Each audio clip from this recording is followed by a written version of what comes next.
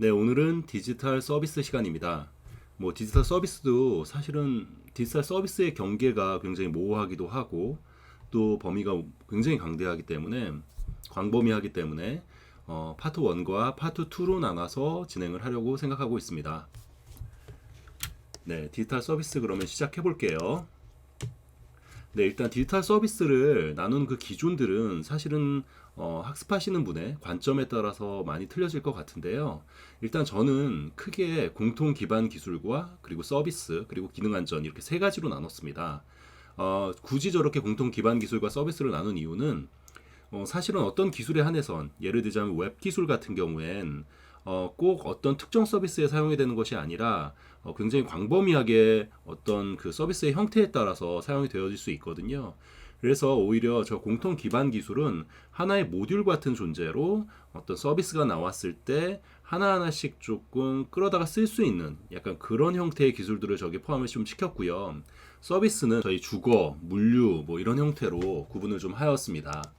네, 그래서 서비스 잠깐 보면 이 서비스도 제조 산업, 교통, 교육, 의료, 그리고 물류 이런 형태로 어떤 저희가 잘 알고 있는 그 산업 분야 및 그리고 환경에 따라서 나눴다는 부분들 좀 참고해 주시면 좋을 것 같습니다. 네, 그러면 제가 파트 1과 파트 2를 나눠서 이제 설명을 좀 드린다고 했었는데요. 아마 대부분의 파트 1은 이 공통 기반 기술에 관련된 내용들을 많이 얘기하게 될 거고요. 그리고 파트 2는 이 공통 기반 기술들을 좀 활용한 서비스와 그리고 기능 안전으로 나눠서 설명을 좀 드릴 예정입니다. 네, 그러면 파트 1은 공통 기반 기술 가지고 설명을 좀 드리겠습니다. 네, 공통 기반 기술은 이렇게 굉장히 많죠. 네, 그래서 웹, 3D 프린팅, 정보 연계, 인프라, MSA, 그리고 가상현실 기술, 미디어 기술, 위치 측이 기술부터 시작해서 사실은 인증까지, 인증은 보안이라고 볼 수도 있지만 인증까지 굉장히 많은 기술들이 있어요. 그래서 아까 말씀드린 것처럼 저 하나하나의 기술들을 어떻게 보면 특정 서비스에만 국한돼서 보지 마시고 공통 기술로 내가 서비스의 본질을 이해하고 계시면 사실 저런 부분들을 막 끌어다 쓸 수가 있거든요. 예를 들자면 디지털 헬스 패스포드 같은 경우에는 본인의 백신 접종 사실이라든지 아니면 검사를 받았던 이력이라든지 이런 부분들을 디지털화 시켜서 해외 여행을 가거나 아니면 극장에 가거나 이럴 때 어떻게 보면 신분증명 위주로 해주는 증명서 같은 내용인데요. 여기서 사용되는 기술은 어떤 게 있을까요? 네, 당연히 모바일 기반으로 보여줘야 되니까 모바일 기술도 있을 수 있고요. 그리고 뭔가 나를 증명하기 위해서 임시 코드 같은 거를 발행을 하고 그 다음에 태깅 같은 거를 할 수도 있겠죠. 그래서 QR 코드 같은 경우에도 여기 좀 들어갈 거예요. 네, 그리고 그 사람이 계속 움직였었던 어떤 동선이나 이런 부분들을 파악해서 그걸 어떻게 보면 증명화 시킬 수도 있겠죠. 그렇다라고 하면 위치 측의 기술이 또 들어갈 수도 있고요. 그리고 기본적으로 그게 클라우드 형태로 뭔가 서비스로 저장이 돼서 그 데이터를 불러오는 형식이라고 하면 이제 클라우드 서비스와 여기 인프라에 있는 클라우드 컴퓨팅 기술, 그리고 컴퓨팅 기술들이 활용이 좀 될 것이고 마찬가지로 보안을 위해서 어떤 개인의 그 건강 정보 자체를 블록체인을 분산해서 저장한다라고 하면 이 또 블록체인 기술이 필요할 거예요. 그러면 여기서 저희가 대부분 이제 1교시에 2단락에 써야 되는 그 기술 요소들은 이미 이 공통 기술만 가지고도 충분히 서술이 가능하다라는 부분들을 좀 이제 알게 되시지 않으셨을까 싶습니다. 네. 네, 그래서 이 공통 기술에 대한 부분들을 하나씩 좀 설명을 좀 드리도록 할게요. 저희가 첫 번째 살펴볼 기술은 이제 웹 기술인데요. 웹은 워낙 또 광범위하기도 하죠. 그래서 가장 처음에 나오는 것이 웹 패러다임에 관련된 내용들이 나옵니다. 그래서 웹 2.0, 3.0 그리고 웹 4.0의 공생 웹, 그러니까 심바이오틱 웹까지 해서 지금 4.0까지 지금 나와 있는 상태고요. 웹 2.0은 뭐 잘 알고 계시다시피 공유, 참여, 개방 이라는 피치로 사실은 그전에는 웹은 일방적으로 정보를 전달하는 어떤 그런 역할이었어요. 그런데 그게 아니라 사용자가 참여해서 컨텐츠를 생산하고 해당되는 컨텐츠를 공유하고 뭐 이런 어떤 패러다임을 가진 것으로 이제 웹 2.0이 나오게 되었고요. 아마 2000년대 중순 정도였던 것으로 기억을 합니다. 그리고 그 이후에 나왔던 이제 웹 3.0은 기계도 이해할 수 있어야 된다라는 의미 기반 앱을 얘기를 하고요. 그러다 보니까 그 의미 기반 웹을 하기 위한 어떤 기술들로 온톨리지, RDF, 뭐 스파큐엘 뭐 이런 기술들이 실제로 나왔다라고 생각해 주시면 될 것 같습니다. 네. 그리고 최근에는 이제 웹 4.0의 이제 심바이오틱 웹인데요. 인간과 그리고 이 웹이 상시 연결이 되어 있다라는 어떤 그런 패러다임이라고 생각하시면 될 것 같습니다. 그래서 웹을 하나의 OS로 활용을 한다. 그리고 음성 인식이나 아니면 이런 부분들을 통해서 항상 인간이 웹과 연결돼서 실제로 정보를 처리하고 정보를 습득하는 부분들로 가져갈 수 있다라는 부분으로 생각해 주시면 될 것 같고요. 웹 유형이 있어요. 웹 유형이라고 볼 수도 있고 웹의 어떤 레벨이라고 볼 수도 있는데 크게는 저 웹 레벨을 월드와이드 웹, 그러니까 검색 엔진이 데이터를 수집하고 그리고 외부에 데이터가 공개되어 있는 웹을 얘기를 하고요.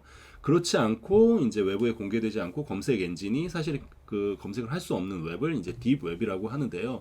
대부분이 여기에 이제 해당되는 웹이겠죠. 근데 그 중에서도 토르 네트워크 같은 암호화와 인증 기술을 사용을 해서 실제로 익명화 시켜서 이제 하게 되는 이제 다크웹 같은 것들이 있죠. 그래서 다크웹 같은 경우에는 그 표현의 자유를 보장한다라는 어떤 그런 측면에서의 긍정적인 측면도 있지만 반대 측면에서는 범죄를 악용하는 이제 온상이 되기도 해서 사실 저 다크웹은 굉장히 문제가 많은 상황이고 각국도 저 다크웹에 대해서는 제어를 하고 있는 상황입니다.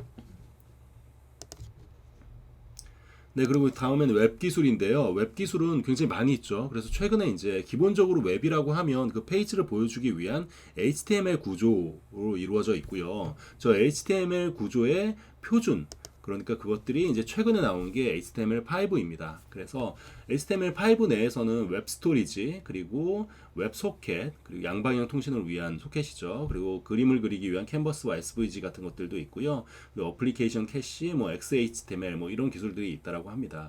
그래서 특히나 이제 웹 스토리지 같은 경우에는 기존의 쿠키의 저장성, 그러니까 4KB밖에 안 되는 그 저장 공간의 어떤 단점들을 좀 해결하고자 나왔다라고 생각해 주시면 좋을 것 같고, 세션 스토리지와 크게는 로컬 스토리지로 나뉜다고 합니다.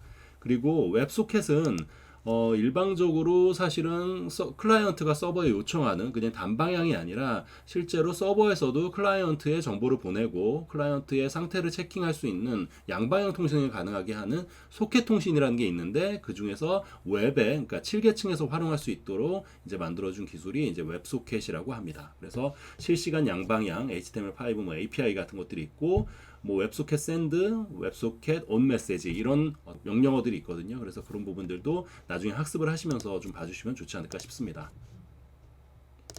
네, 그리고 리치 인터넷 어플리케이션이라고 해서 네, 이런 기술들도 좀 있고요. 네, 서비스 워커 같은 기술도 있는데요. 이 서비스 워커는 기본적으로 여기 이제 표현이 아마 좀 잘 돼 있는 것 같은데, 웹브라우저의 성능에 영향을 주지 않고 백그라운드에서 자바스크립트를 실행하는 API예요. 그러다 보니까 일반적으로 페이지는 이제 화면을 그리고 대기했다가 스크립트가 실행이 되고 스크립트가 완료가 될 때까지 실제로 그 화면을 기다리지 않고 이제 대기해야 되는 부분들이 있는데, 이 웹워커를 사용하게 되면 이 UI 때에서는 이 화면 처리를 위한 내용들이 이미 다 진행이 되게 되고, 이 별도의 이제 그 백그라운드에서 돌아가야 되는 이 오래 걸리는 작업들은 이제 백엔드에서 처리가 가능하도록 이제 분리가 되어 있는 그런 부분이라고 생각해 주시면 될 것 같습니다.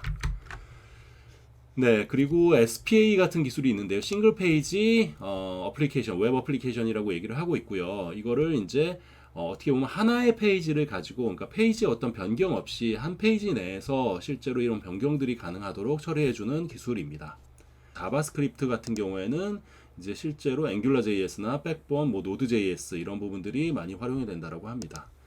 네, 제이슨 같은 기술은 실제로 연동에 관련돼서 굉장히 많이 사용되는 기술이기도 한데요. 예전에는 이제 XML 방식으로 서로 데이터를 연동하기 위한 기술들이 많이 사용이 되었다라고 하면, 최근에는 저 제이슨 위주로 사실은 대부분의 연동을 처리를 하고 있거든요. 저희 회사에서도. 네, 그래서 이 제이슨은 한번 좀 알아보고 가시면 좋을 것 같아서 잠깐 좀 열어보겠습니다. 네, 그래서 제이슨 같은 경우에는 기본적으로 사람이 읽고 쓰기에 용이하고, 그리고 기계가 분석하고 생성함에도 용이한 경량 데이터 교환 방식이라고 얘기를 하고 있는데요. 뭐 주요 키워드를 보면 일단은 경량 데이터 교환 방식이고, 그리고 자바스크립트의 표준을 사용하고, 그리고 네임 밸류 방식이라고 합니다. 그래서 구조를 좀 살펴보면 이렇게 되어 있어요. 그러니까 예를 들자면 오더라고 하면 이 여단에 오더 넘버, 데이트, 트래킹 넘버, 그리고 커스텀 아이디, 커스터머 뭐 이렇게 되어 있고, 뭐 지금 보시면 아시겠지만 이 계층 구조로 되어 있어요. 오더, 그리고 그 오더 안에 오더 정보들이 이제 들어가고요. 근데 이 정보들은 어떻게 보면 그 테이블 안에 컬럼이랑도 매핑이 좀 되거든요. 그래서 그렇게 지금 되어 있고, 실제로 이 커스터머 안에서에도 커스텀 아이디, 그리고 뭐 FID, IID, 이건 뭐 사실은 좀 정한 내용입니다. 저희 내부에서 어드레스, 시티, 뭐 스테이트, 집 이런 형태로 약간 계층화되어 있는 부분들이 있습니다. 그래서 XML이랑 좀 비교를 해보면 XML 같은 경우엔 기본적으로 제이슨보다 데이터가 좀 크고요. 데이터의 종류 자체도 제한이 있습니다. 일단은 객체가 좀 불가능한 부분들이 있고, 그리고 대신에 이제 뭐 둘 다 언어와 플랫폼의 독립적이라는 부분들은 이제 장점이기도 하고요. 성능은 일단 제이슨보다 좀 느린 부분들이 좀 있습니다. 네, 그래서 가장 큰 제이슨의 장점은 기본적으로 XML의 한 2분의 1 그리고 3분의 1 크기밖에 안 된다라는 부분이 이제 장점이고요. 데이터의 종류가 제한이 없다라는 부분. 네, 요게 핵심이라고 봐주시면 좋을 것 같습니다. 네, 그래서 지금 그 자바스크립트를 간단하게 웹에 사용되는 기술 중에 자바스크립트를 좀 설명을 좀 드렸고요. 그 외에 디바이스의 크기에 따라서 사실은 페이지를 늘리기도 하고 줄이기도 할 수 있는 반응형 웹이라는 게 있고, 이거 외에 또 적응형 웹이라는 게 있어요. 적응형 웹은 몇 가지의 사이즈를 다 정해 놓는 겁니다. 네, 그래서 예를 들자면 뭐 태블릿 아니면 모바일 이런 형태의 최적화되어 있는 사이즈들을 정해놓고 거기에 맞춰서 요 사이즈에 들어왔을 때는 디바이스로 요청이 왔을 때는 해당 사이즈를 보여주고 뭐 이런 형태로 하는 적용형 웹 같은 것들도 있고요. 그리고 실시간으로 데이터를 이제 갱신 좀 하기 위한 에이작스 같은 기술들도 있고, 123회 때 출제가 됐었던 이제 웹RTC 같은 경우에는 원격 회의나 학습 솔루션을 위해서 미디어 정보들을 교환할 수 있는 그런 기술이라고 합니다. 그리고 기본적으로 이제 검색 엔진 같은 기술들이 좀 있는데요. 검색 엔진 같은 경우에는 어떻게 보면 크롤러가 해당되는 그 웹사이트들의 정보들을 사전에 다 긁어온다는 표현은 그렇지만 수집해서 네, 저장을 해놓고 사용자의 요청 사항들이 들어왔을 때 해당 데이터들을 이제 매핑시켜주는 형태라고 크게는 생각해 주시면 좋을 것 같고요. 그러다 보니까 사용자의 요청을 처리하기 위한 내용으로 이제 용어 사전이나 불용어 사전, 형태소 분석 이런 부분들이 좀 들어간다고 생각해 주시면 좋을 것 같고, 그리고 자연스러운 사람들의 언어들 검색어 처리를 하기 위한 자연어 처리라든지 이런 부분들이 들어가는 부분들이 있습니다. 네, 저 검색어에서의 저희 그 용어 사전, 불용어 사전, 뭐 형태소 분석 이런 것들은 인공지능의 자연어 처리하는 그 기술에서도 좀 들어가게 되거든요. 네, 그래서 뭐 AI의 음성 인식이라든지 뭐 이런 부분에서도 저 기술들이 그대로 활용이 좀 되니까요. 일단 기억을 좀 해놓으셨다가 활용을 하시면 좋지 않을까 좀 싶고요. 검색 엔진에 이제 퍽서놈이라는 게 있는데요. 이게 뭐 다른 건 아니고 태그 기반으로 관리한다라고 생각해 주시면 될 것 같습니다. 네, 그리고 SEO 같은 경우에는 이제 검색 엔진에 최적화해서 웹사이트를 이제 구성하는 부분이라고 생각해 주시면 좋을 것 같고요. 네. 이제 저희가 살펴본 게 웹의 패러다임을 봤어요. 2.0과 3.0 어떻게 달라지고, 그리고 4.0이 앞으로 어떻게 달라질 것인지에 대한 부분들, 네, 공생 웹까지 이제 냈고, 웹 기술, 그러니까 웹을 구현하기 위한 여러 가지 기술들이 좀 있었죠. 그 중에 뭐 HTML5 같은 기본적인 어떤 표준화된 기술들도 좀 있었고, 뭐 리아나 아니면 뭐 리아 같은 것들도 있었고, 그리고 SPA 싱글 페이지 어플리케이션 같은 기술들도 좀 있었습니다. 거기에 기본이 되는 게 또 자바스크립트 같은 또 기술들도 좀 있었고요.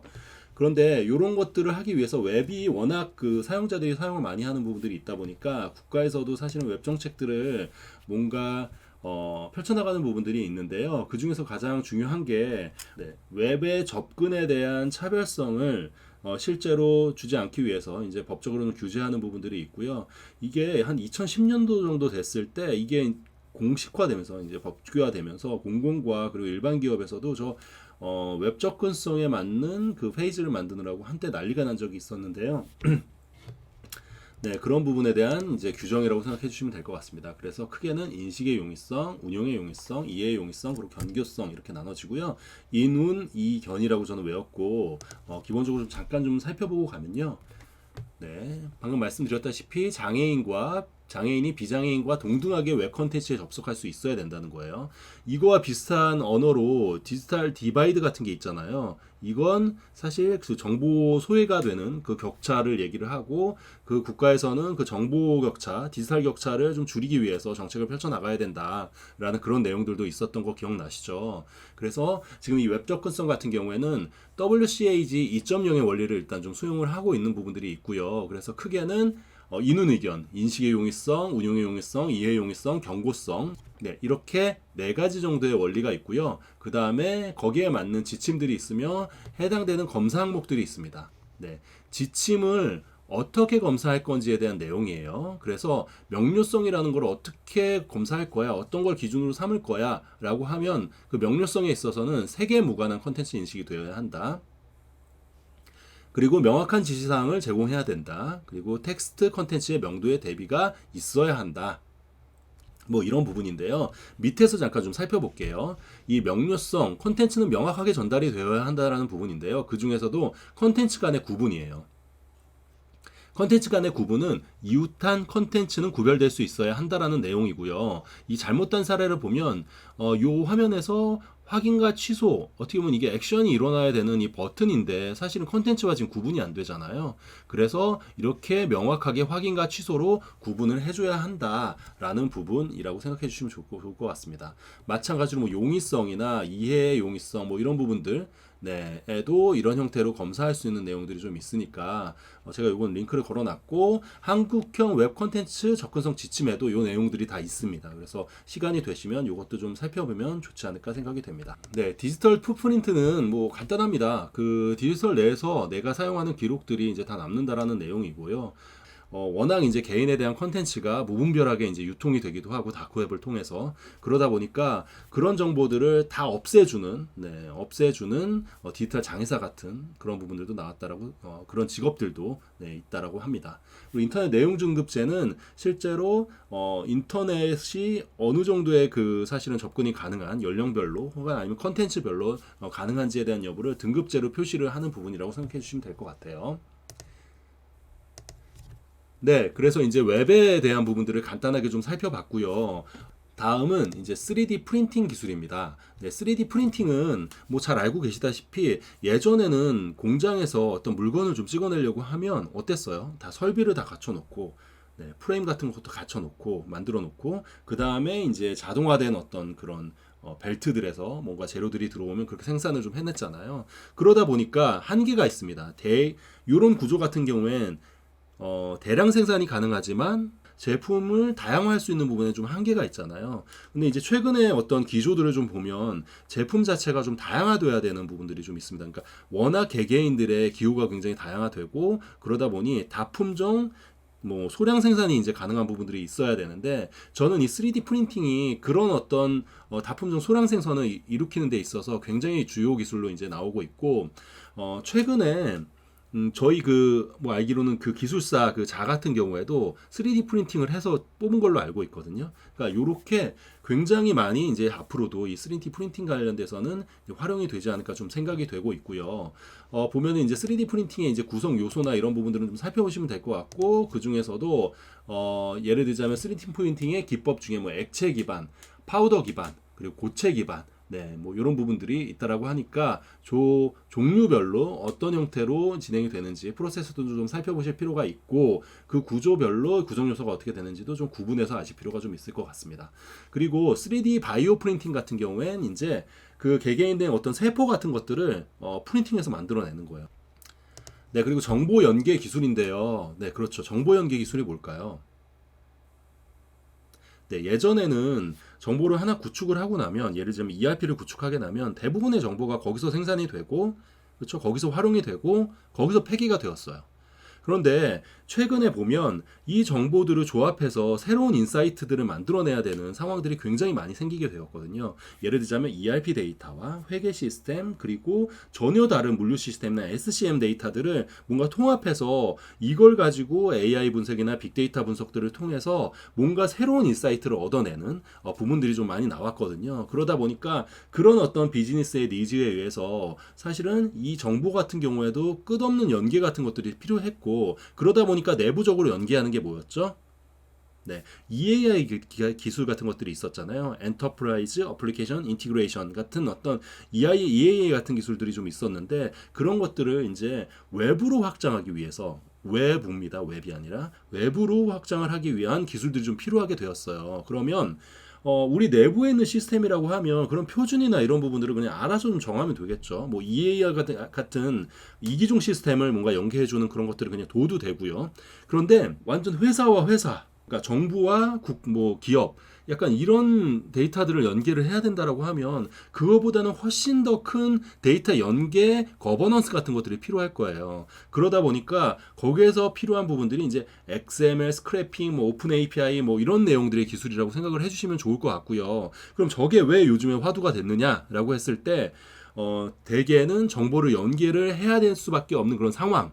그러니까 예를 들자면 마이데이터 같은 상황이라든지 아니면 금융 저희 핀테크로 인한 오픈 금융 같은 어떤 그런 패러다임들이 좀 나누면서 실제로 이 데이터에 를 교환하고 연동할 수밖에 없는 그런 상황들이 생기게 되었고 그걸 처리해주기 위한 기술로 어떤 것들이 적합할까라는 측면에서 계속 이런 내용들이 나오고 있다라고 생각해 주시면 될 것 같습니다. 그래서 XML 같은 경우에는 아까도 잠깐 좀 살펴봤듯이 어떤 태그 기반의 사실은 그 기술이었잖아요. 그래서 아까 제이슨보다는 약간 좀 무거운 부분들도 좀 있었고 네, 구조적으로 뭔가 사실은 데이터를 교환하기 위한 방식이라고 생각해 주시면 좋을 것 같고요. 스크래핑은 기본적으로 어떤 웹페이지나 이렇게 게시가 되어 있는 부분들을 사실은 스크래핑을 다 해오는 거예요. 그러니까 긁어서. 네, 그러니까 어떻게 보면 그 HTML 태그 기반으로 있는 정보들을 스크래핑을 해와서 실제로 적재를 한다라고 생각을 해주시면 좋을 것 같고 이러다 보니까 사실은 뭐 보안이나 이런 부분들이 굉장히 취약한 부분들도 있겠죠. 그리고 나쁜 점은 그 해당되는 내가 정보의 원천, 내가 스크래핑을 해오고자 하는 그 정보의 원천이 구조가 바뀐다든지, 뭐 전반적으로 업데이트가 있다든지 하면 이 스크래핑도 매번 수정을 해줘야 되는 거예요. 저희 같은 경우에는 이제 배송을 좀 대행하는 스타트업인데요. 그 배송을 대행을 할 때 이제 배달에 대한 주문들이 뭐 대부분 아시겠지만 이제 그 배달 앱에서 많이 일어나잖아요. 그러다 보니까 예를 들자면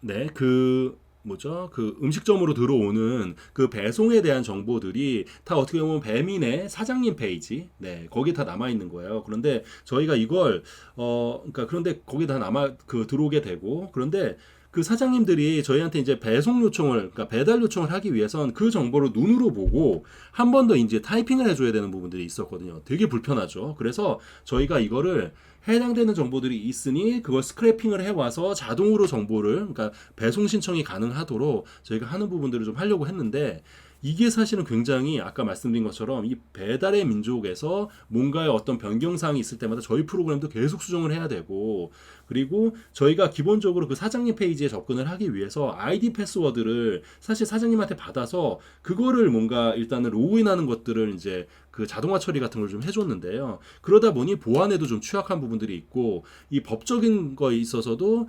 정보통신망법이라든지 이런 데에서도 굉장히 좀 민감한 소지들이 좀 있었기 때문에 저희가 어려움이 있었던 부분들이 있습니다. 그래서 스크래핑의 한계는 그런 부분들이 있고 대신에 이제 그래서 오픈 API 같은 것들을 활용하려 하게 돼요. 오픈 API라 하면 API 같은 경우는 어플리케이션 프로그램 아마 인터페이스가 일 텐데요. 저건 뭐냐면 서로 데이터를 연계할 때 규정이 되어 있는 전문들이 다 있고 저 API를 통해서 저 인터페이스를 통해서 실제로 정보를 교환하게 되는 거예요. 그럼 오픈 API는 뭐냐? 외부에 공개되어 있는 API라고 생각해 주시면 될 것 같아요. 누구나 접속이 가능하고 그리고 그 API를 활용할 수 있는 그 프로그램을 활용할 수 있는 이제 API라고 생각해 주시면 좋을 것 같고요. 저희 카카오 뭐 맵이나 뭐 이런 것들도 이제 외부에서 접근해서 저 API를 통해서 카카오 맵의 기능을 활용한다든지 이런 부분들도 가능합니다. 물론 이제 그 트래픽 양에 따라서 실제로 제한은 좀 있어요. 그런 부분들은 있고 대신 저 오픈 API는 외부에 공개되어 있는 API다라고 생각해 주시면 좋을 것 같고 저게 이제 화두가 되는 이유도 결국에는 최근에 마이데이터의 정보를 교환하기 위해서 표준화된 방식으로 정보를 교환하기 위해서 나온 개념이다라고 생각해 주시면 좋을 것 같습니다. 그리고 에이전트 웹 크롤링은 저희가 어디서 봤었죠? 네, 검색 엔진에서 봤었죠. 그래서 그 검색 엔진에 관련된 부분들, 그 크롤링해서 정보들을 크롤링해서 적재해 놓는 부분들이라고 생각해 주시면 좋을 것 같고요. 근데 그 외에도 이제 웹 서비스, 그동안 계속 배웠었던 이 서비스 기반의 웹 서비스 기술들이 좀 있었고, 웹 서비스에는 크게 WSDL, 그리고 SOAP 프로토콜, 그리고 UDDI 같은 것들이 있었고요.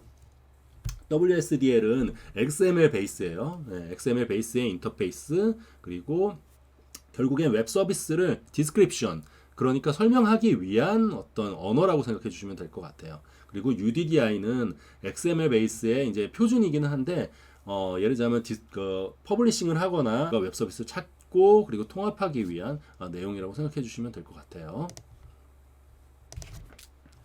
네, 그래서 지금 정보 연계에 관련된 기술들을 살펴봤어요. 그러니까 정보 연계 기술이라고 하면 아까 말씀드린 것처럼 대내와 기업 내부와 기업 외부로 나눌 수 있고요.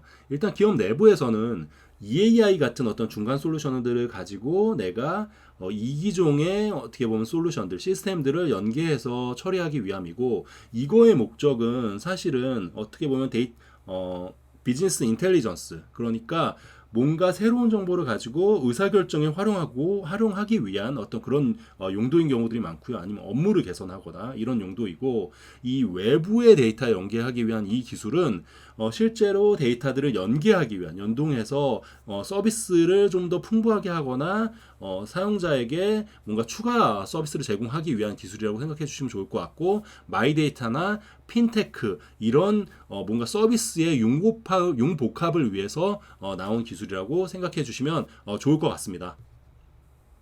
네, 다음은 인프라 기술이에요. 인프라 기술이라고 하면 저희가 기본적으로 서비스를 제공하기 위해서 기반이 돼야 되는 기술들이 있어요. 그런데 그 부분이 이제 인프라 기술이라고 저는 구분을 했고요.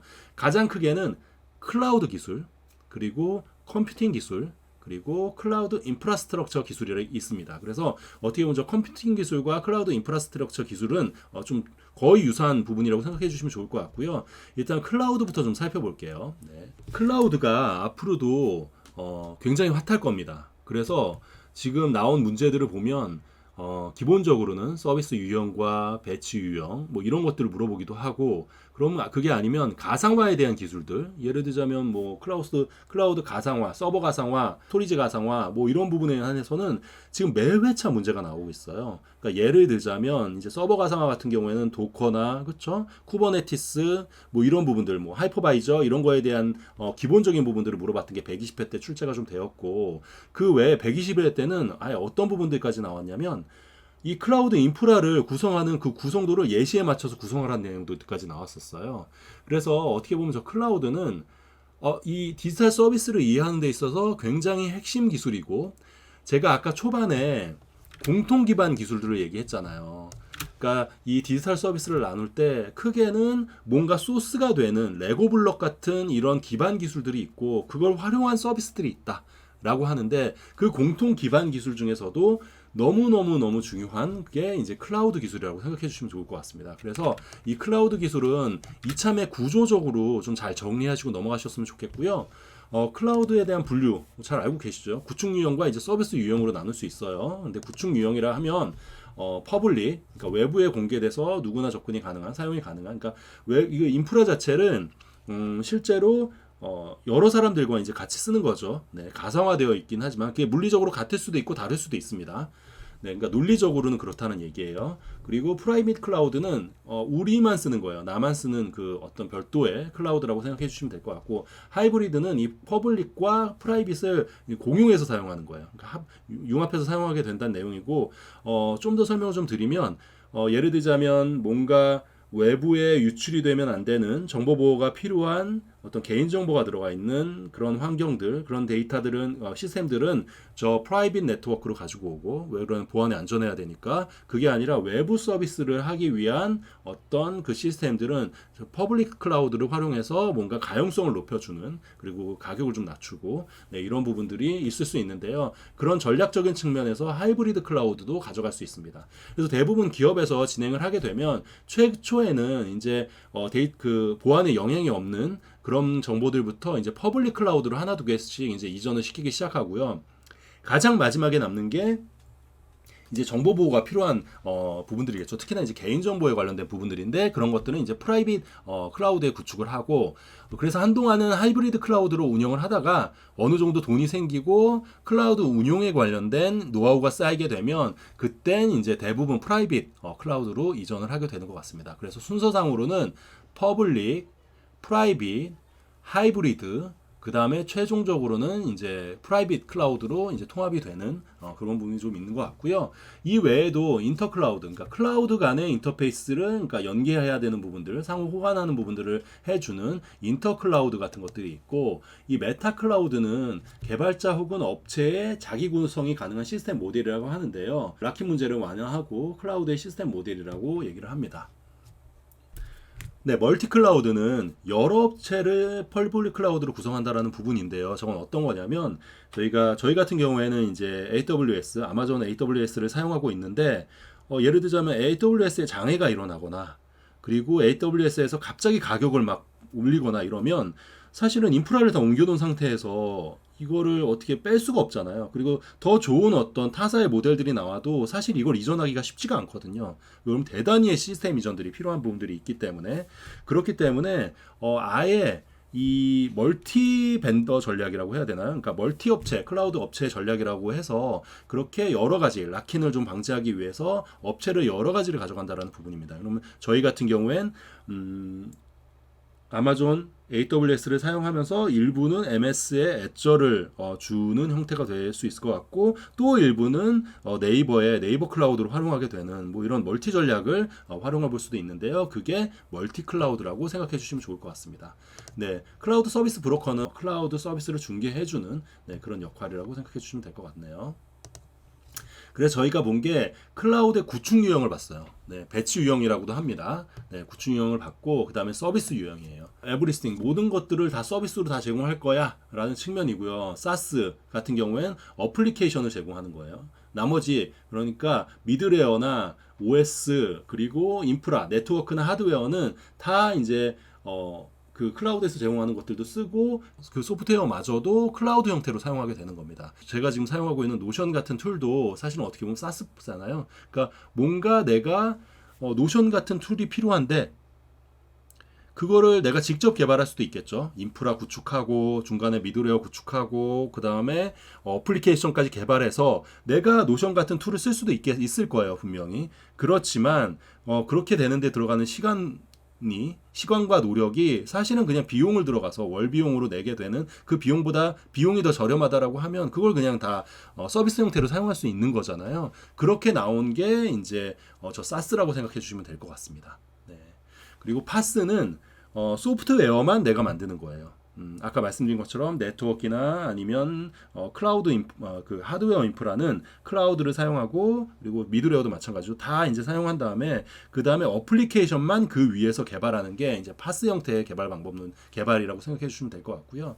이아스는 인프라만 사용하는 거예요. 그래서 중간에 미드웨어는 내가 다 활용하고 그 다음에 인프라만 하게 되는 부분이고요.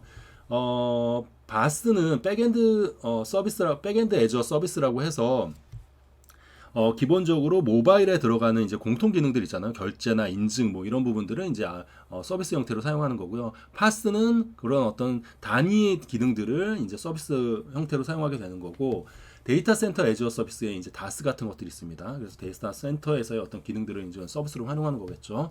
네, 이거랑 헷갈리지 마셔야 되는 부분이 이제 데스크탑 애저 서비스가 있어요. 이 데스크탑 애저 서비스는 원격 근무를 할 때 주로 이제 많이 활용이 될 텐데 기존에 VDI가 있잖아요. 네, 그 VDI는 가상화를 하게 되는 이제 중앙 컴퓨터 같은 게 하나가 있고요. 그거를 내부에 뭔가 구축을 시켜놓고 사용자들이 어떻게 보면 클라이언트 형태로 붙어서 화면만 보고 제어하게 되는 거거든요. 그래서 모든 처리는 그 중앙에 있는 컴퓨터에서 이제 다 처리가 되는 부분인데 이게 어떻겠어요? 그 VDI를 일단 구축을 쭉 하게 되면 결국에는 이게 어떤 사용자가 갑자기 증가하거나 뭐 이렇게 되면 실제로 그거 자체도 용량이 증설하는 데 있어서 좀 한계가 있잖아요. 네, 클라우드가 아니라 실제로 온프라미스 환경으로 운영할 때를 한번 생각해 보세요. 네, 마찬가지잖아요. 그래서 마찬가지로 VDI도 그런 부분에 한계가 있기 때문에 그런 부분들을 한계성 없이 뭔가 확장하고 그리고 페이퍼 유즈 내가 사용한 만큼만 과금하는 그런 형태로 사용하고 싶다라는 측면에서 이제 나온 것이 데스크탑 애주어 서비스라고 합니다. 그래서 저 데스크탑 애주어 서비스는 어디에 쓸까요? 네, 원격 근무나 스마트 워킹 이런 쪽에 키워드 기술로 핵심 기술로 써주면 좋겠죠. 네. 그리고 인프라스트럭처 애주어 코드는 시스템을 수동으로 관리하는 대신 스크립트를 사용해서 컴퓨터 인프라를 구성하는 방식이라고 합니다. 그래서 이 IAC는 유연성이 떨어지는 스크립팅이나 수동 프로세스 대신에 코드를 이용해서 시스템을 자동으로 구축, 관리하고 프로미저닝하는 부분이라고 하고 있고요. AWS에서도 별도로 이 서비스를 이제 제공을 하고 있어요. 네, 장점이라고 하면 개발 하드웨어를 수동으로 변경할 필요가 없죠. 네, 그리고 빠른 속도와 비용 절감이 큰 장점이라고 얘기하고 있습니다. 네, CCAS는 이제 보안에 최적이 되어 있는 부분이고 제로 PC나 아예 PC 없이 이제 그 PC와 같은 기능들을 활용한다는 내용이고요. 네, 서비스는 이거 말고도 앞으로도 계속 많이 나올 텐데요. 일단 한 가지 좀 주의하실 부분은 저 서비스의 목적이 뭘까를 좀 생각해 주시면 좋을 것 같아요. 기본적으로 왜 SaaS 서비스를 사용하는지. 네. 그러니까 어떻게 보면 기본적으로 인프라스트럭처, 미들웨어, OS 구축하고 그리고 거기에 맞는 그 개발자, 그 개발을 하기 위한 그 개발대에 들어가는 그 비용보다 그냥 한 달 한 달 내가 비용을 내고 사용하는 것이 훨씬 더 비용적으로 저렴하고 그리고 간편하기 때문에 그렇게 되는 거예요. 네, 그래서 이런 목적성을 보고 실제로 저 서비스 이용을 좀 보셔야 이 클라우드를 이용하는데 좀 도움이 되시지 않을까 생각이 됩니다. 네, 그리고 이 클라우드를 뭔가 운용하기 위한 기반 기술들이 있어요. 근데 그 기술이라고 하면 일단은 가장 핵심이 되는 건 가상화 기술이 있고요. 이 가상화 기술에는 이제 서버 가상화, 스토리지 가상화, 데스크탑 가상화들이 있습니다. 서버 가상화는 하이퍼바이저, 잘 알고 계시는 하이퍼바이저, 그러니까 OS 기반의 가상화가 있고요.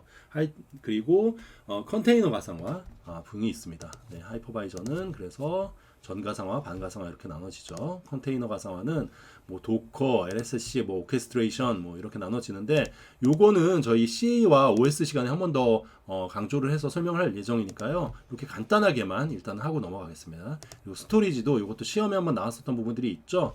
그래서 SI 방식, 그러니까 직접 연결하는 방식이 이제 DAS 같은 방식이 있고요. 네트워크로 연결하는 게 NAS, 그리고 파이버 채널 스위치를 통해서 연결하는 게 SAN 같은 기술들이 있습니다.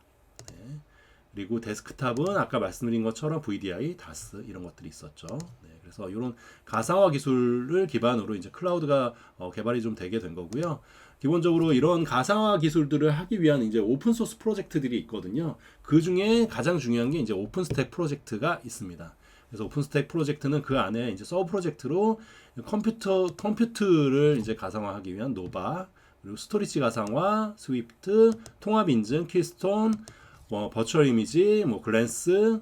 이 버추얼 이미지는 OS 자체를 가상화 이미지로 저장을 해놓는 거예요. 스케일 아웃이라고 하잖아요. 그러니까 뭔가 이 확장이 필요할 때, 그러니까 예를 들면 서버를 한 대 사용하고 있었는데 갑자기 어떤 트래픽이 증가해서 서버를 2대, 3대, 4대 이렇게 써야 될 때 저 버추얼 이미지를 가지고 실제로 빠르게 배포해가지고 활용하게 되는 거예요. 그러니까 생각을 한번 해보세요.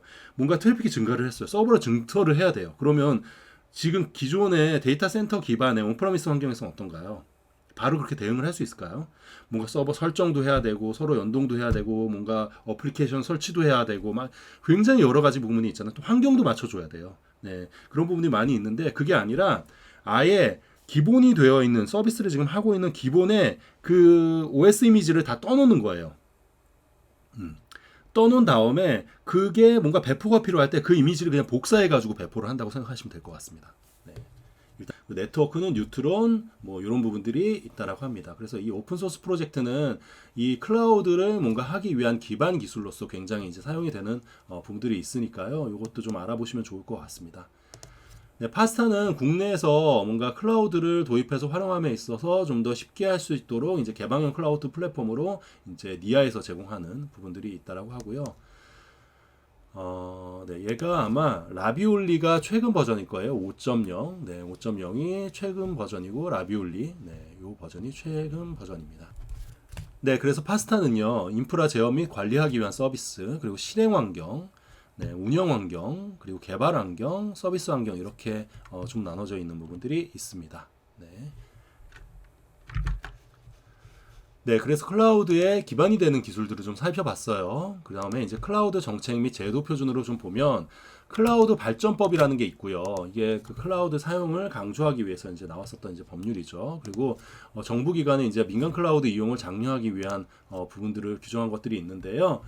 이게 정보 자원 등급, 그러니까 서비스, 데이터, 연계, 업무 대체 수준, 사고 시 파급 효과 뭐 이런 6개의 항목들이 있는데 점수를 1점부터 3점까지 이제 곱하는 거예요. 네, 그래서 평가하는 건데 이제 평균이 1.6보다 작다라고 하면 민간 클라우드를 이용할 수 있는 거예요. 네, 그렇죠. 데이터 연계 업무 대체 수준이 이제 점수가 낮게 나온 거죠. 그런데 1.6보다 크거나 같다. 1.0과 2.4의 이 사이의 평균값이 있다라고 하면 기본적으로 이제 여부를 좀 판단해야 되는 부분들이 있는 거고요. 네, 평균값이 2.4보다 크게 되면 민간 클라우드를 이용할 수 없는 그런 것들을 규정하고 있습니다.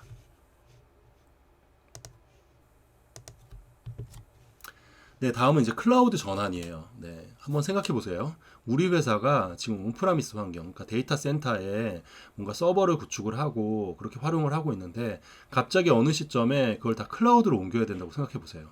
네, 끔찍하지 않나요? 네, 그래서 그런 부분에 대한 것들이 문제로 나와 있고 클라우드를 그럼 전환할 때 어떻게 해야 되나라고 했을 때 고려해야 되는 사항들이 너무 많잖아요. 네, 그 중에 그럼 클라우드의 환경은 어떻게 돼야 되지?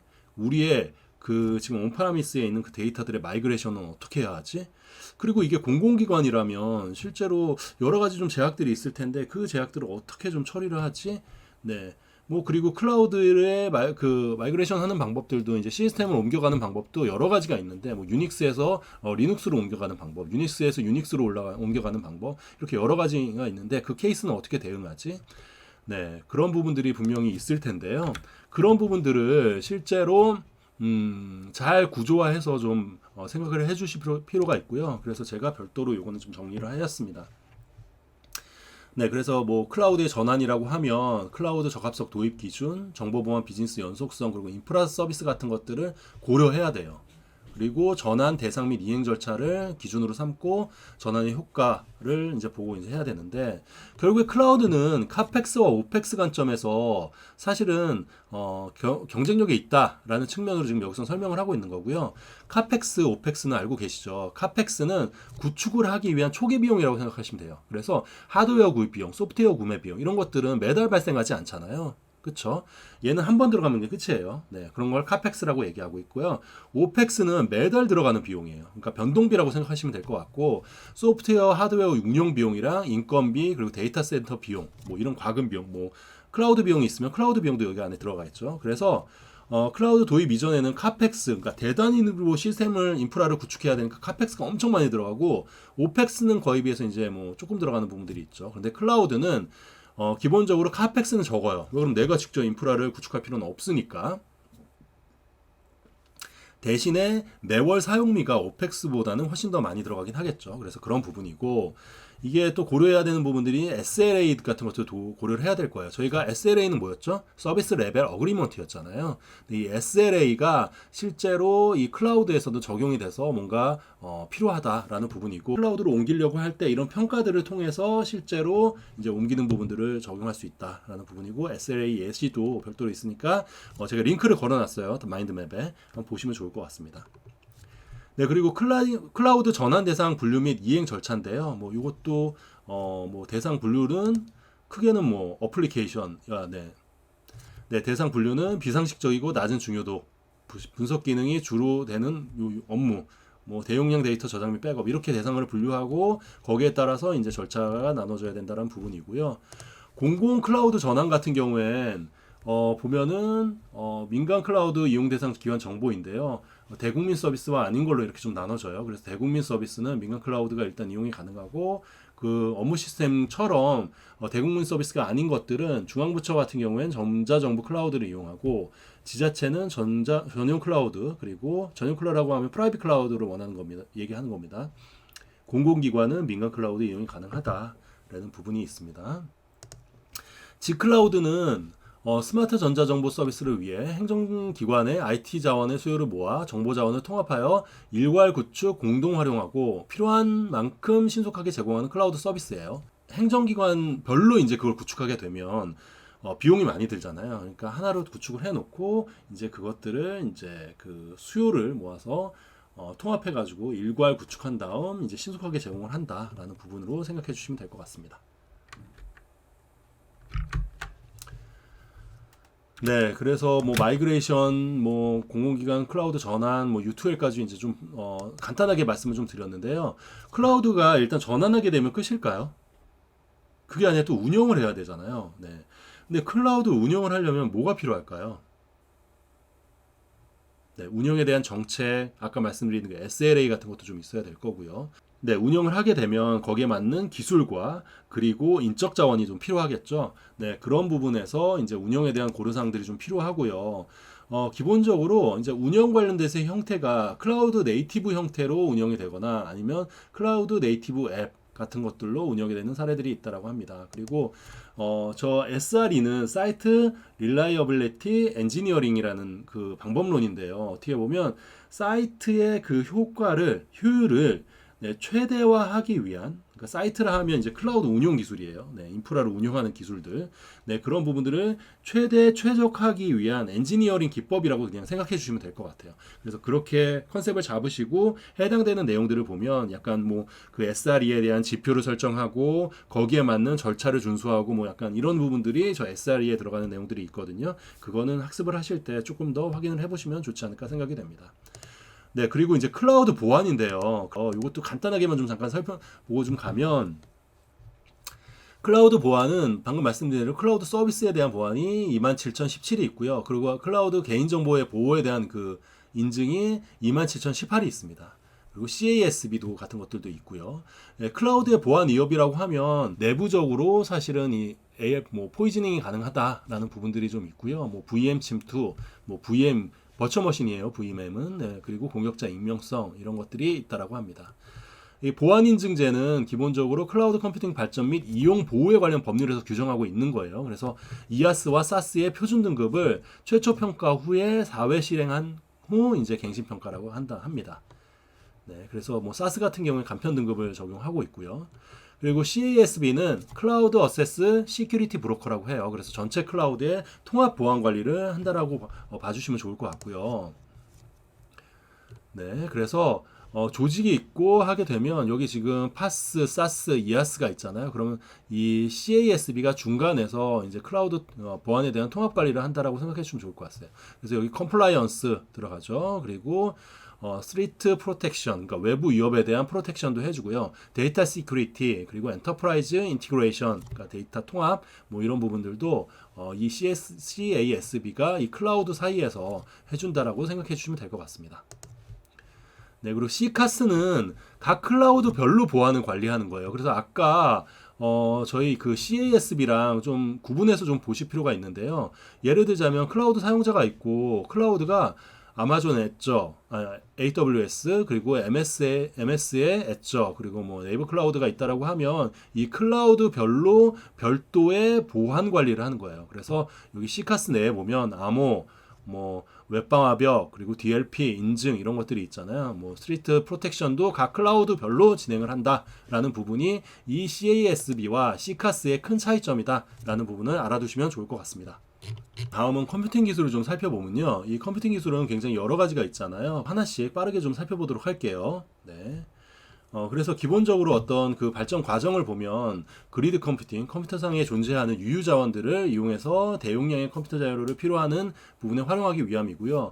유틸리티 컴퓨팅은 컴퓨터 자원과 인프라를 외부에서 제공받고 페이퍼 유즈, 그러니까 사용한 만큼 전기나 수도 요금처럼 그렇게 활용하겠다라는 부분이고, 클라우드 컴퓨팅도 언제 어디서나 자원을 IT 그러니까 서비스 형태로 제공하는 부분이에요. 그래서 기술은 그리드 컴퓨팅이나 과금 형태는 유틸리티 컴퓨팅을 적용하게 된다라는 부분이고요. 이렇게 그리드 컴퓨팅은 아까도 얘기한 것처럼 유유 자원을 활용해서 그것들을 이제 제공하는 거잖아요. 그래서 클라우드 컴퓨팅 내에서는 그런 유유 자원들을 활용하는 부분들의 기술도 들어가 있고, 그리고 페이퍼 유즈, 서비스별로 뭔가 과금하게 되는 그런 방식들, 유틸리티 컴퓨팅의 개념들도 들어가 있다라는 부분이 이 그림의 설명이고요. 이 그리디 컴퓨팅은 기본적으로 아까 설명한 것처럼 유유 자원을 활용한다. 그래서 그리디 네트워크 가상화, 프로비저닝 이런 부분들이 필요하다는 부분이고, 패브릭 컴퓨팅은 느슨하게 결합된 저장 장치 네트워크 프로세싱이 기능이 높은 대역폭의 연결망으로 연결되어 고성능 컴퓨팅이 가능한 시스템이라고 봐주시면 좋을 것 같습니다. 그래서 이게 네, 그래서 패브릭 기반의 컴퓨터, 그리고 패브릭 기능 컴퓨터, 패브릭 가능 컴퓨터, 그리고 패브릭 기반 컴퓨터로 이제 이루어지게 되고요. 이렇게 뭔가 조합을 해서 실제로 네트워크를 네, 구성하고 관리할 수 있다라는 부분으로 생각해 주시면 좋을 것 같습니다. 네, 유틸리티 컴퓨팅은 이제 아까 말씀드린 것처럼 과금을 이제 종량제로 해서 페이퍼 유즈 형태로 이제 하게 되는 부분이고요. 주요한 기술로는 이제 클러스터, 이제 그 복수의 컴퓨터를 네트워크로 연결하는 거예요. 그래서 저희가 이거를 이제 클러스터링이라고 얘기를 하고 있고요. 그리고 가상화하는 부분들도 있죠. 그래서 논리적으로 가상화해서 복수의 컴퓨터를 마치 한 대의 컴퓨터처럼 이제 보여주는 부분들이 있고, 그거를 네, 그리고 그렇게 한다 있고, 네, 복수의 컴퓨터를 하나의 컴퓨터로 네, 구성하는 부분들이나 아니면 스토리지 풀을 구성하는 부분들도 네, 있을 수 있죠. 그리고 파티셔닝을 나눠줘야 되는 부분들, 그리고 프로비저닝, 인프라 자원의 요구에 따라 이제 해당되는 적합한 사용자한테 할당을 하는 기술, 네, 이런 기술들이 이제 필요하겠죠. 이게 다 클라우드에 들어가는 기술들입니다. 네, 그 다음은 포그 컴퓨팅인데요. 이 포그 컴퓨팅은 어떤 부분이냐면 작게 분산된 컴퓨터가 있어요. 컴퓨터로 구성된 네트워크 엣지단의 정보를 분석해서 이를 활용 가능한 정보로 신속 전환하는 분산 지능 구조화 컴퓨팅이라고 합니다. 그래서 포그 노드가 굉장히 여러 가지가 있잖아요. 그래서 이 구성 요소들을 통해서 실제로 포그 데이터 서비스를 제공한다라고 생각을 해주시면 좋을 것 같고요. 이게 엣지랑 좀 다른 부분은 이렇게 약간 포그는 분산 처리한다라는 부분이 이제 어떻게 보면은 큰 차이점이 있고, 이 엣지는 이 클라우드까지 가게 되는 이 지연에 대한 시간들을 최대한 단축하기 위해서 클라우드에 있는 여러 기능들을 이 사용자의 서비스를 제공하는 엣지단에 설치를 해서 처리하기 위한 기술이라고 생각해 주시면 될 것 같습니다. 그래서 밑에 엣지가 나오는데요. 엣지 컴퓨팅도 중앙 데이터 센터와 직접 소통하는 방식이 이제 클라우드 방식이라고 하면, 엣지 컴퓨팅은 기기 가까이에 위치한 일명 엣지 데이터 센터와 주로 이제 하게 된다고 하네요. 네. 소통하면 2차 작업을 중앙 클라우드에 맡기는 작업. 네, 그러니까 기본적으로는 이걸로 설명을 좀 드리면 좋을 것 같은데요. 클라우드 형태에서는 클라우드가 인터넷 망을 통해서, 네트워크를 통해서 기기와 통신을 하면서 모든 처리는 다 클라우드에서 처리가 되는 거예요. 그러다 보니까 여기 나오면 보시겠지만 100ms예요. 그쵸? 네, 요 정도의 시간이 소요가 되는데, 이 엣지 컴퓨팅은 기기의 네트워크에 이 단에 10ms의 그 지연 시간인데, 네, 엣지 컴퓨팅은 기기와 네트워크, 그러니까 기기와 가까운데 클라우드 엣지를 형태로 구성을 해놓고요. 네, 그래서 그 2차 처리, 그러니까 꼭 필요한 처리들만 이제 클라우드를 통해서 처리한다라고 생각해 주시면 좋을 것 같습니다. 그래서 지연 시간을 보면 100ms랑 10ms 이렇게 대기 시간이 이제 감소하는 부분들이 있고요. 네, 그래서 그런 부분들이 큰 차이가 있고, 5G의 핵심 기술은 이제 엣지 컴퓨팅이 있었잖아요. 그게 저지연을 처리하기 위한 어떤 기술로서 엣지 컴퓨팅이 대안이 되는 부분들이 있고, 여기선 기기라고 표현했지만 스마트 공장, 뭐 아니면 스마트 카, 이렇게 IoT, 이렇게 현장에서 처리가 돼야 되는 그러니까 디바이스 가까이에 엣지 컴퓨팅을 두고 실제로 처리하는 기술이다 생각해 주시면 좋을 것 같고요.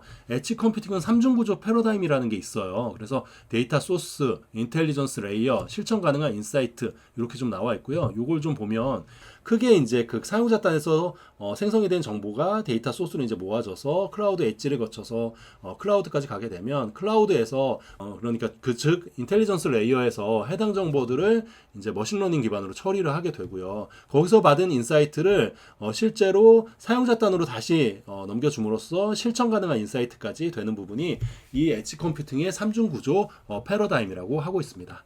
네, 인메모리 컴퓨팅은 기존에 주요 데이터가 하드디스크에 저장이 됐다라고 하면 인메모리 컴퓨팅은 대부분 메인 메모리 저장하고 하드디스크는 이제 백업 용도로 활용한다라는 부분으로 생각해 주시면 될 것 같네요. 그래서 필요한 기술이 메모리 하드웨어와 인메모리 데이터 관리 그리고 인메모리 어플리케이션 플랫폼 내에서 뭐 하드웨어 측면에서는 DRAM, 플래시, SSD 그리고 데이터 관리 측면에서는 DBMS 당연히 필요하겠죠. 그리고 어플리케이션 측면에서는 분석 플랫폼, CP 그리고 인메모리 어플리케이션 서버 이런 것들이 필요하다고 합니다. 서버리스 컴퓨팅은 기본적으로 실제 물리 서버가 없는 게 아니에요. 물리 서버는 있어요. 그런데 서버가 없는 것과 같이 이제 그 서비스를 이용하는 방식이라고 생각해 주시면 될 것 같습니다. 네, 그래서 기본적으로는 데이터 센터, 이아스, 파스, 서버리스 완전히 이제 서버가 없는 것처럼 펑션 기반으로 개발을 이제 진행하는 부분을 서버리스 컴퓨팅이라고 얘기를 합니다. 네, 그래서 컴퓨팅 저희가 지금 살펴보고 있는데요. 서버리스까지 봤고, 네. 그 다음에 요거까지 그냥 같이 설명을 할게요. HCI라는 게 있거든요. 일단은 HCI를 아시려면 이제 컨버지드 인프라를 먼저 아셔야 되는데, 네. 이 컨버지드 인프라스트럭처는 기존 IT 스토리지 및 컴퓨팅의 독립적인 사일러 구조의 한계를 비효율성을 해결하기 위해서 된 거예요. 그러니까 예를 들자면 저희가 서버를 한 대 구축을 하잖아요. 그러면 그 서버는 남든 뭐 이게 남든 아니면 적든 그냥 그 안에서 그 뭐 지지기 볶고 다 하는 거죠. 그런데 이거를 뭔가 통합해서 활용을 하고 싶은 거예요. 네. 그러다 보니까 실제로 뭔가 확장을 하거나 이럴 때 되게 좀 어려움이 있고요. 문제는 일체형으로 제공하고 있고 그리고 단일 벤더예요. 그 서버 자체가. 그러다 보니까 뭔가 연결을 해서 활용하려고 할 때 뭔가 가상화. 우리가 마치 그 예전에 그 네트워크 할 때 SDN 혹시 기억나시나요? 네. 그게 뭐였죠? 네트워크에서 논리적인 부분, 관리적인 부분과 실제 하드웨어 부분을 나눠서 하드웨어는 그냥 어떻게 하드웨어만 구입하고 그 네트워크를 실제 소프트웨어로 정의를 해서 내가 사용하겠다라는 거잖아요. 마찬가지로 이 컨버지드 인프라도 약간 그런 개념으로 생각해 주시면 좋을 것 같습니다. 그래서 하이퍼 컨버지드 인프라스트럭처가 뭐냐면 가상화 기술을 기반으로 컴퓨팅 네트워크 스토리지를 소프트웨어로 통합된 단일 시스템으로 구성하는 거라고 생각해 주시면 될 것 같아요. 네. 그래서 이것도 이제 121회 관리 4교시에 나왔던 부분이라 조금 이것도 심화해서 한번 좀 살펴보실 필요는 있을 것 같고요. 간단하게 좀 내용을 좀 보고 넘어가면 기본적으로 X86 저희 그냥 일반 컴퓨터들을 사용하는 거예요. 뭔가 그 고성능 컴퓨터를 사용하는 게 아니라 저희 일반 X86 기반의 컴퓨터를 활용하고 이 HCI에 대한 부분들을 좀 얘기를 하면 어플리케이션 그리고 버추얼라이제이션 서버 네트워크 스토리지를 이제 가상화해서 사용한다라는 부분으로 봐주시면 좋을 것 같습니다. 네.